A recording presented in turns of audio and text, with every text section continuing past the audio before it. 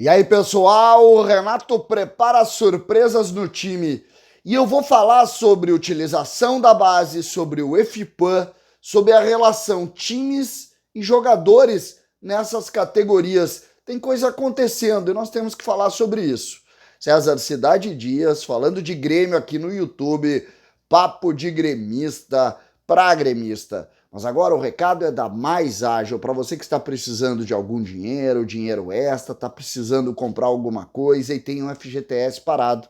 Você tem uma opção Mais Ágil. Na descrição do vídeo você tem um link que leva para Mais Ágil. E ali você vai, em 24 horas, ter o dinheiro do FGTS na sua conta. Então converse agora com a Mais Ágil, que ela vai criar para você a solução sem burocracia e você vai ter esse dinheiro para utilizar. Mais Ágil é a solução. Gente, precisamos aqui falar sobre categoria de base. Renato Portaluppi prepara um time para jogar contra o São José às 8h30 amanhã. Estou gravando esse vídeo perto das 11 horas da manhã de sábado. E a informação, hoje por volta de 7, 8 da noite, eu vou dar aqui a ideia do time, pelo menos o que os jornalistas estão conseguindo buscar e tal, aquela brincadeira do X9, tudo que a gente tem falado. Mas aqui a gente já tem um indício de utilização do time. E o Grêmio vai usar 2 jogadores da base. O Grêmio vai usar o Gustavo Martins, o zagueiro pela direita, forte, e o Gabriel Silva. De onde eles vêm? Eles estavam, por exemplo, na Taça São Paulo do Grêmio no ano passado. Acabou o Gabriel subindo ali. Quem subiu junto com o Gabriel foi o Gustavo Marins, o companheiro do Gustavo Martins. Não vingou, foi emprestado, foi vendido, acho que Bulgária, uma coisa assim. Acabou não jogando no Grêmio. O Gabriel ficou, teve um ano de altos e baixos. E agora o Gustavo, que estava na transição, veio, o Renato gostou e vai utilizar. O que isso mostra pra gente? O Grêmio teve, e aqui nesse espaço, por muito tempo eu defendi muito a utilização de jogadores da categoria de base e um processo para isso. Uma espécie de plano de carreira para os jogadores. Subir por subir acaba dando no que deu. Perdemos uma geração inteira, não funcionou, os jogadores não atuaram, os jogadores foram se perdendo com o tempo. E isso serve para várias avaliações. A grande crítica ao Renato é muitas vezes, bota para jogar muito velho. E alguns ele errou mesmo. O PP começou a jogar muito depois. Nós temos vários, o Bitelo, por exemplo, que não tem nenhuma relação com o Renato, ia embora, só ficou porque o Roger buscou. Então tem uma série de casos para a gente criticar. Mas aqui vamos tentar olhar para frente e ver o que dá para fazer, porque revelar é fundamental para que o clube consiga manter essa grande roda girando. Nós vimos aqui esse erro do Grêmio há 2 anos atrás, essa quebrada de rotina do Grêmio, e o Grêmio hoje está pagando essa conta, está tendo que fazer empréstimo, está tendo que buscar dinheiro de outra forma, porque não consegue todos os anos vender jogadores. O Grêmio vendeu o Wanderson, na segunda janela não vendeu, depois do Wanderson. O Wanderson foi no início de 22, e quem não lembra, o Wanderson jogava com esses meninos aí em alguns casos. Ele jogou aquela Taça São Paulo que ele foi muito bem. Vocês lembram que jogou o Elias, que jogou o Pedro Lucas. E ali o Wanderson sobe. E o Wanderson, na verdade, é o único jogador daquele time que também desabrocha. O outro é o Pedro, mas o Pedro não jogou aqui. Ele fica, ele volta, ninguém conseguiu botar o Pedro Lucas para jogar. E o Pedro, pelos treinos, também não está vingando com o Renato dessa vez. O Renato chegou a colocar ele para jogar no início de 21, se não me engano, mas depois ele também não jogou. Ou seja, ele entrou nessa linha. Nós temos jogadores da base que estão jogando em outros clubes aí, como Diego Rosa e tal. Mas o que a gente precisa discutir é porque a base tem mexido e todos têm colocado isso. A gente tem esses 2, mas nós estamos vendo, por exemplo, o FIPAM, que são meninos até 14 anos, de 14 anos, é futebol infantil, até 15 eu acho, mas é futebol infantil, normalmente é 13 e 14. E nós estamos vendo. E ontem nós vimos um Grenal, né? E esse Grenal, ele gritou aos olhos de quem conhece categoria de base, quem vê categoria de base. O Grêmio fez 2 enfrentamentos com o Inter.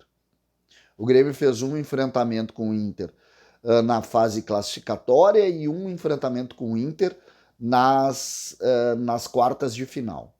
O Grêmio venceu por 8-1 em 2 jogos. Lembrando que são jogos de 30 minutos para cada lado. Então o Grêmio jogou 2 horas com o Inter. Jogou 30 minutos, 30 e 30 no primeiro, 30 e 30 no segundo. E venceu por 8-1. E o gol que o Inter fez é uma recuada para o goleiro que ele chuta em cima do centroavante do Inter e a bola entra. Esse é o gol que o Inter fez. E o Grêmio fez 8 e foi barato. E aí vem a pergunta, o que está acontecendo? Que movimento é esse que indica uma distância tão grande?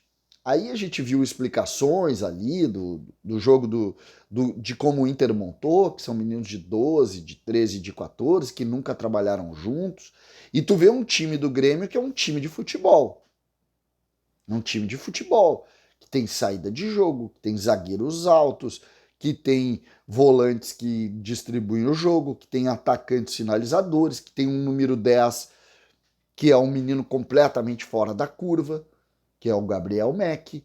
O Grêmio tem um time muito parecido, eu não quero avaliar em relação, mas esse é o trabalho do Grêmio.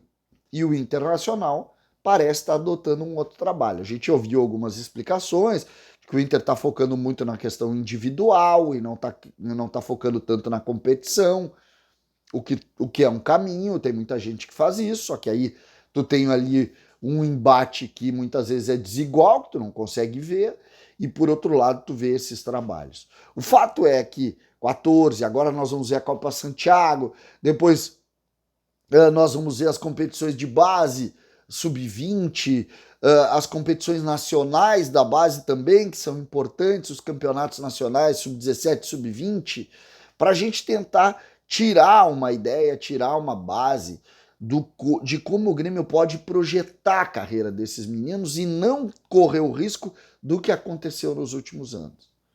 O Grêmio precisa pensar nisso. O Grêmio tem hoje 2 ótimos dirigentes na base, assim como tinha antes, o Diego Martignoni e o Edson Berwangler, e o Grêmio vai trabalhar muito bem isso, exatamente para tentar colocar. Eu tenho muita preocupação agora, porque o Grêmio não abriu espaço para os meninos da Taça São Paulo, não tem espaço no grupo para eles, mas nós temos que projetar a carreira deles. Cauã Kelvin, Natan Fernandes, Zinho, os meninos, os volantes, o Iago, aonde eles vão jogar? Aonde eles vão? Ontem, o Grêmio teve o Ronald, capitão do time da seleção brasileira, o Grêmio que jogou com reservas ontem. Esse jogador é do Grêmio e tem 19 anos. Aonde ele vai entrar? Ele tem que voltar do campeonato sul-americano jogando no profissional. Ele tem que ter espaço. Porque sai valorizado de lá e pode ser o jogador a ser vendido. Tá bem na seleção. Volantão. Não sei se vocês viram ainda. Joga demais esse menino. Então tá na hora do Grêmio projetar isso. Eu tô impressionado com os movimentos da base, tô tentando entender, mas o Grêmio tem ótimos valores e a gente precisa ler isso. Eu acho muito importante que a gente faça isso. E agora, desde já, faça um plano de carreira do Gabriel Mack. Esse é completamente diferente dos outros. Completamente diferente. Ele joga muito, esse rapaz. Então, abracem logo para a gente ter aí o que fazer. E hoje à noite nós vamos ver de novo o jogo do time contra o Olímpia. Vamos acompanhar mais uma vez isso aí para a gente poder conversar. César Cidade Dias falando de Grêmio aqui no YouTube.